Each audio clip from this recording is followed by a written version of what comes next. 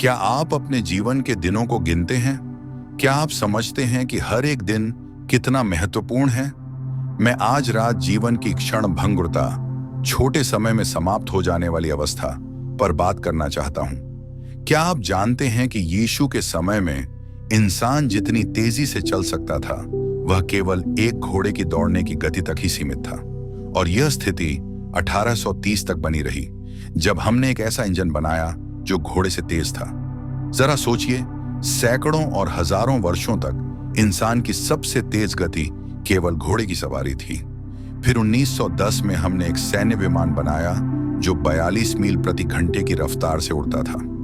और फिर मुझे आज भी बहुत अच्छे से याद है, जैसे कि कल की ही बात हो, जब लिंडबर्ग ने पेरिस के लिए उड़ान भरी थी और 33 घंटे में वह पेरिस पहुंच गया था। और हम सबको लगा था कि यह वाकई एक बड़ी बात है। आज हम कॉनकॉर्ड जैसे विमान में चढ़ते हैं, या कुछ लोग चढ़ते हैं, और 3 घंटे 30 मिनट में वहां पहुंच जाते हैं। हमने समय बचाने के लिए ये सभी आधुनिक चीजें ईजाद की हैं, और फिर भी हमारे पास पहले से कहीं कम समय है। हमारे पास अब इतना कम समय है जितना मेरे माँ बाप के पास बैलगाड़ी और घोड़े के जमाने में था। आज हमारे पास तेज गाड़ियां हैं, तेज हवाई जहाज हैं, और हम एक जगह से दूसरी जगह ऐसे भाग रहे हैं जैसे पागल लोग। और हम में से अधिकतर को यह भी नहीं पता कि जब हम उस जगह पर पहुंचेंगे तो वहां करेंगे क्या। समय हमारे ऊपर से टूट रहा है। अब हमारे पास और कितना समय बचा है? आपके पास एक निश्चित समय है, लेकिन किस लिए? आपके पास मसीह की सेवा करने का समय है। आपके पास उसके अनुसार जीवन जीने का समय है। आपके पास उसकी आज्ञा का पालन करने का समय है। क्या आपने भजन संहिता 31 का 15वां श्लोक कहा है, मेरा समय तेरे हाथों में है, और खुद को परमेश्वर के अधीन कर दिया है?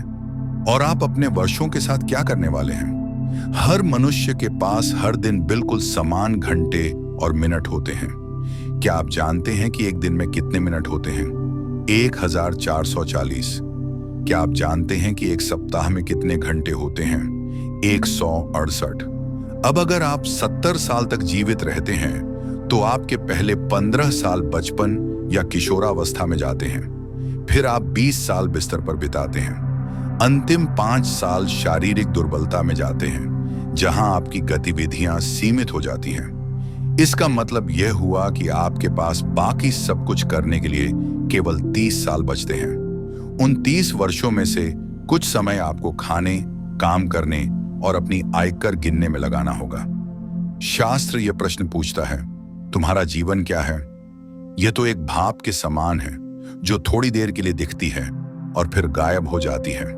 हमारा समय पहले से ही परमेश्वर के हाथ में है। परमेश्वर ने पहले से ही एक दिन तय कर रखा है जब आप इस संसार से ले जाए जाएंगे। वह एक दुर्घटना हो सकती है, वह कैंसर हो सकता है, वह दिल का दौरा हो सकता है। जो भी हो, वह पहले से तय है। आप परमेश्वर के महान न्याय सिंहासन के सामने खड़े होंगे और अपने जीवन के बारे में जवाब देंगे कि आपने यह जीवन कैसे बिताया और यीशु मसीह के बारे में आपने क्या किया, क्योंकि परमेश्वर ने अपने पुत्र को आपके पापों के लिए मरने को भेजा। क्योंकि देखिए, हम सब पापी हैं। हम सब के पास एक ही बीमारी है। मुझे फर्क नहीं पड़ता कि आपकी त्वचा का रंग क्या है। परमेश्वर आपकी त्वचा का रंग नहीं देखता। परमेश्वर आपके हृदय को देखता है, और परमेश्वर देखता है कि आपको एक आत्मिक हृदय रोग है, और वह आत्मिक हृदय रोग है पाप, और हम सब पापी हैं। मुझे यह बात दिलचस्प लगती है कि अमीर लोग ज्यादा घंटे नहीं खरीद सकते। वैज्ञानिक कोई नया मिनट नहीं बना सकते। आप समय को संचित नहीं कर सकते ताकि उसे किसी और दिन पर खर्च कर सकें। शास्त्र कहता है, क्या आप समय को खरीदते हैं? यह एक व्यावसायिक दुनिया का शब्द है जिसका अर्थ है समय को खरीदना, उसका सदुपयोग करना। अपना 10% समय लें और कहें, प्रभु यह तेरा है, बाइबल अध्ययन के लिए, प्रार्थना के लिए। क्या आपने अपना संपूर्ण जीवन मसीह को समर्पित किया है? क्या वह आपके साथ कभी हुआ है? ओह, आप कहेंगे, हाँ, मैं बपतिस्मा ले चुका हूं, मैं पुष्टि भी करवा चुका हूं, मैं कभी कभी चर्च भी जाता हूं, मैं कभी कभी परमेश्वर के बारे में सोचता हूं। लेकिन क्या आपने वास्तव में अपने जीवन को समर्पित किया है? क्या आप पूरी तरह से उसके लिए समर्पित हैं? क्या आप सुनिश्चित हैं कि अगर आप इसी क्षण मर जाएंगे तो स्वर्ग जाएंगे? क्या आपको पक्का विश्वास है कि आपके पाप क्षमा हो चुके हैं? इसीलिए मसीह आया और क्रूस पर मरा और अपना लहू बहाया और परमेश्वर ने उसे मृतकों में से जिलाया। हाँ, परमेश्वर ने उसे मृतकों में से जिलाया। फिर आता है समय का अत्याचार। यह हमें नियंत्रित करता है और हम निराश हो जाते हैं, एक काम से दूसरे काम की ओर दौड़ते रहते हैं, क्योंकि हमें लगता है कि हमारे पास पर्याप्त समय नहीं है सभी आवश्यक कार्य पूरे करने के लिए। यीशु ने कहा, मुझे अपने भेजने वाले के काम उस समय तक करने हैं जब तक दिन है, रात आती है जब कोई काम नहीं कर सकता। रात आएगी आपके लिए और तब आपके पास परमेश्वर की सेवा करने का अवसर नहीं होगा। जब तक सेवा कर सकते हैं अभी सेवा कीजिए, उसे अपने जीवन में पहला स्थान दीजिए। फिर भी अपने जीवन के अंत में यीशु ने कहा, मैंने वह कार्य पूरा कर लिया है जो तूने मुझे दिया था।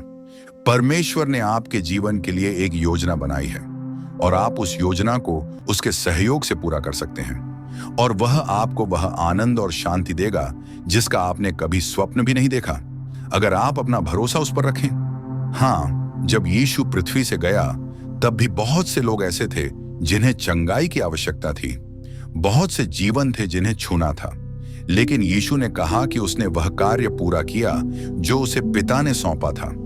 परमेश्वर ने भी आपके लिए एक कार्य निर्धारित किया है जो केवल आप ही पूरा कर सकते हैं। आप अद्वितीय हैं, कोई और आपकी जगह नहीं ले सकता, और परमेश्वर को अपने राज्य में आपकी आवश्यकता है। समय हमारा औजार हो सकता है, लेकिन हम उसके गुलाम भी बन सकते हैं। फिर भी समय आश्चर्यजनक रूप से न्यायपूर्ण और क्षमाशील है। भले ही आपने अतीत में कितना भी समय बर्बाद किया हो, आपके पास अब भी कल है। एडलाई स्टीवेंसन ने एक बार कहा था, यह आपके जीवन के दिन नहीं बल्कि आपके दिनों में जीवन है जो मायने रखता है। आपको उसे खरीदना होता है। क्या कीमत चुकानी होती है? कीमत यह है कि आपके पास कुछ चीजों के लिए समय नहीं रहेगा।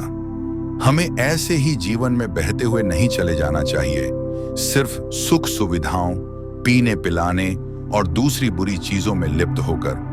परमेश्वर चाहता है कि हम दूसरों से प्रेम करें। उसकी मुख्य इच्छा है कि तुम अपने पड़ोसी से प्रेम करो और दूसरी जातियों के लोगों से भी प्रेम करो। एक सच्चे विश्वासियों और अन्य लोगों में अंतर यही है कि उसके जीवन में प्रेम प्रधान होता है।